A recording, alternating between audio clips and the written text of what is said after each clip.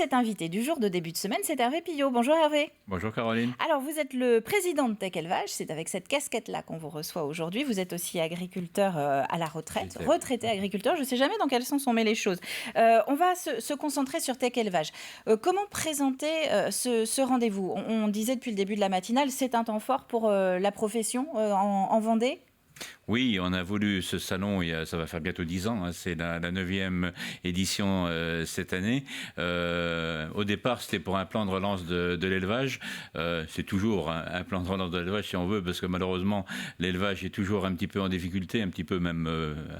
plus qu'un petit peu, et on a voulu à la fois mettre ce salon sous le signe de la convivialité, mais aussi de l'innovation, et je dirais des innovations, avec un thème chaque année. Cette année, c'est le thème de la santé globale, parce qu'il y a un lien, on l'a bien vu avec cette crise du Covid, santé des sols, des plantes, des animaux et des hommes, tout ça est très lié. C'est une science qui est un peu en train d'émerger. Alors, c'est pas le Covid qui l'a fait émerger, on savait ça avant, mais disons que, comme beaucoup de choses depuis 2 ans, c'est un booster qui nous permet de sensibiliser plus là-dessus et de créer une cohérence globale entre toutes ces sciences. Et on a voulu cette année mettre Tech Élevage sous ce thème-là qui est d'actualité et sur lequel il faut à la fois que les agriculteurs, mais aussi l'ensemble de nos concitoyens et consommateurs soient conscients. Parce que pour manger sain, c'est toute une chaîne avant qui doit être là et qui y est. C'est vraiment un petit salon de l'agriculture comme celui qu'on connaît à Paris ? Alors un tout petit quand même, il faut rester modeste, mais c'est pas tout à fait la même chose. Le Tech Élevage, le salon d'agriculture à Paris est un salon grand public. À contrario du Space à Rennes, grand salon pour les professionnels, local, qui est très professionnel, ou du sommet de l'élevage à Cournon, également professionnel. Le Tech Élevage, je dirais, s'inscrit plus dans ce type de salon. Alors on n'est pas fermé corporate comme on pourrait dire maintenant. C'est ouvert également notamment à des étudiants. Alors pas uniquement à des étudiants ou des lycéens en agriculture, parce que l'agriculture, et on le sait dans ce département, c'est toute une chaîne derrière qui est installée, à la fois dans son aval, avec des belles entreprises du machinisme agricole. On en a des belles demain à l'occasion de l'inauguration. On rendra un hommage à Jaco Duro, qui nous avait beaucoup aidé au démarrage de ce salon, et qui était un grand capitaine d'industrie du département, mais aussi dans l'aval, avec des belles entreprises. Je citerai Fleury-Michon, Sodebo, et il y en a bien d'autres, la boulangère, etc. Mais boulangère, c'est pas trop l'élevage, mais c'est quand même des fleurons de l'agroalimentaire. Donc tout ça, c'est de l'agriculture. Donc on aura besoin de beaucoup de collaborateurs demain, tant directement dans l'agriculture que également autour pour les autres métiers. Et c'est la formation, c'est tout qui en découle derrière. C'est un secteur justement qui recrute ce large secteur de l'agriculture, aussi bien l'amont que l'aval, la maintenance mécanique que l'agriculture, évidemment le travail des sols ou la transformation après ? Totalement, c'est un secteur qui recrute beaucoup et qui a aussi des difficultés de recrutement. C'est pour ça que, outre ce thème sur la santé globale, on a aussi associé cette année les jeunes agriculteurs pour quelque chose qu'ils ont développé sur l'ensemble de la région, qui s'appelle les instants jeunes agri, mais qui n'est pas uniquement pour l'installation de futurs jeunes agriculteurs. Dieu sait pourtant si c'est quelque chose en soi déjà de considérable.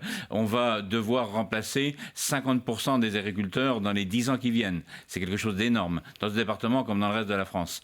Mais aussi, on aura jeudi 3 speed dating qui vont se succéder dans la journée en lien avec Pôle emploi, avec les missions locales, mais aussi avec nos exposants. Quel que soit leur secteur, que ce soit dans l'amont, les fournisseurs des concessions, les fournisseurs de matériel ou autres, les fournisseurs de services dont l'agriculteur a besoin, mais aussi dans l'aval, cherchent tous, c'est pas un scoop, des collaborateurs. Donc on veut aussi apporter notre pierre avec les jeunes agriculteurs pour pouvoir accompagner les entreprises à trouver des collaborateurs. Alors on ne fera pas tout ce jour-là, mais c'est effectivement un secteur très très porteur, et particulièrement sur ce département. Donc on est vraiment sur 3 jours de plateforme finalement autour du métier de l'agriculture, où le public un peu spécialisé malgré tout va venir rencontrer le secteur, aussi bien pour s'informer que pour finalement peut-être trouver son futur job. Totalement, mais aussi créer. Parce qu'on a aussi ça depuis pas tout à fait le départ, mais pas loin, avec notre concours à Green Startup qu'on a déployé depuis un peu dans toute la France, mais qu'on a créé ici à Tech Élevage.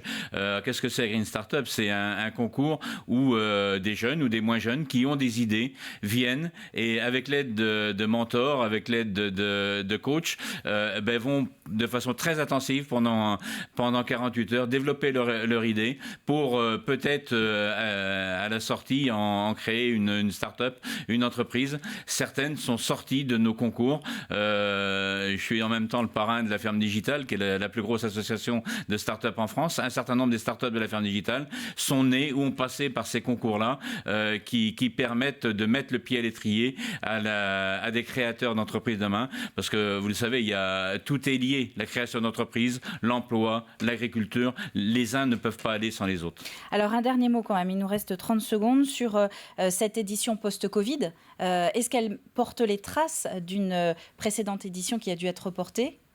Alors oui, parce que la dernière édition, on l'a fait, mais on l'a fait en virtuel. Et on va garder des éléments de cette édition, parce que mercredi matin, on va avoir un grand moment, de 9h à 10h. On a 3 startups coréennes qui vont présenter leur entreprise, qui vont pitcher, comme on dit dans le milieu, en direct à Tech Élevage, devant nos exposants. Donc on sera en lien avec Séoul pendant 1 heure mercredi matin. Donc ça, c'est quelque chose qui est né de l'édition 2020, qui, elle, était totalement virtuelle. Eh bien, on va terminer sur cette note très positive. Merci Hervé Pillot pour la présentation de Tech Élevage qui ouvre donc ses portes demain.